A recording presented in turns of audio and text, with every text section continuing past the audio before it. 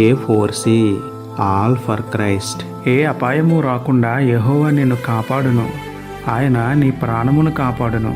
కీర్తనలు 121:7. ప్రేమమేడ కృపమేడ పరలోకమందున్న మా తండ్రి, మహిమగల మీ నామమునకు స్తోత్రములు దేవా. అయ్యా, ఈరోజు ఎలాంటి అపాయములు పడకుండా మమ్మల్ని కాపాడండి తండ్రి. రోడ్డు ప్రమాదాల బారిన పడకుండా, అనారోగ్యాల పాలవ్వకుండా, ఎలాంటి కీడు సంభవించకుండా, మరి ముఖ్యంగా అపవాదికి లొంగకుండా మాకు తోడుగా ఉండి కాపాడండి తండ్రి.